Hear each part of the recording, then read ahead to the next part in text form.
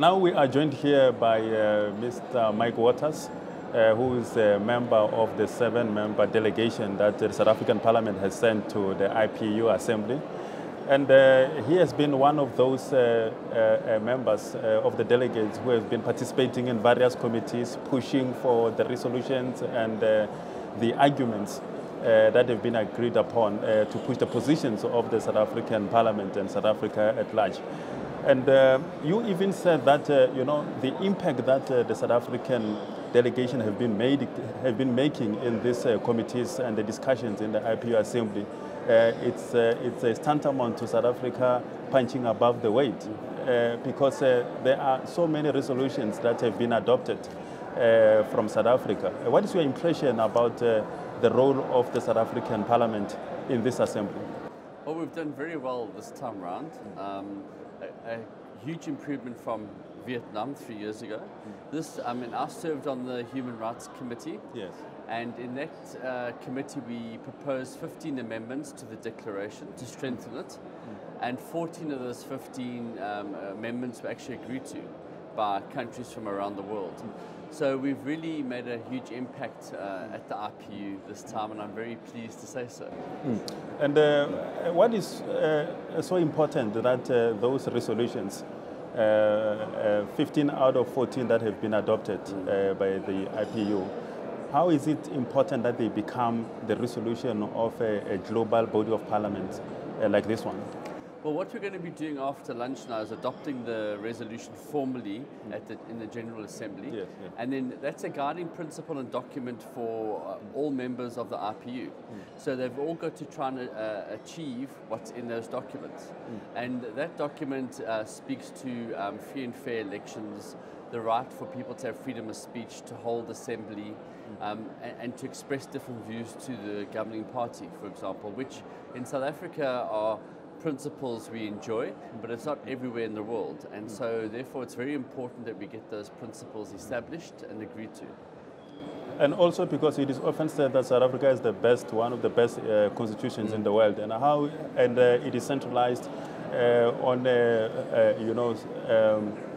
human rights, etc. How is it so important that South Africa plays such a role in this kind of forums to advance such kind of principles? Well, it's vitally important that we do that. I mean, as you rightfully say, our constitution is one of the most liberal in the world, and it is looked up to and admired by many countries around the world. And we've got to give expression to that constitution when we're here. So there's no point us coming to a forum like this and keeping quiet when we see that human rights issues are not being promoted. So it's important that we give life and action to our constitution, and that's what we've done here this year at the IPU. And how do you, because I know that the position that we've been pushing here, they've been discussed at SADC level, and they are also part of the advancement of the African agenda. But at the center of the work that has been happening here is the people that these parliaments are representing. How do people of South Africa, for instance, see themselves in the work that has been happening here through this delegation of parliament? Well, first of all, they elected us to represent them in parliament.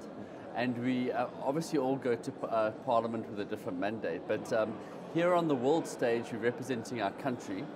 And we need to give effect to our constitution and our laws. And I think the voters of South Africa would be very proud in knowing that we've done just that this time around at the IPU, actually promoting the values of our constitution in declarations at the IPU. And you have, as you have indicated, you've been attending several of these assemblies. And I know that experiences always differ from one assembly to another. If you look at, this is the 5th and the final day of the assembly, what kind of experiences as South Africa can we draw from this assembly? Well, for me, it's always encouraging to see how democracy is growing and spreading around the world, and where different countries are accepting the principle of democracy. So, a people elected by a government elected by the people and representing the people. Where we do have some way to go with certain countries where basic human rights are not respected, particularly that of women or the LGBTI community in particular. But it's a great platform to engage those countries and to talk about issues. So at the next IPU conference, which will be taking place in March in Geneva, for example, the Human Rights Committee that I was serving on has decided that the debate we will be taking forward is that of the LGBTI community. And so I think it's a very important platform for us to raise these issues and to sensitize other countries towards it. And finally, Ms.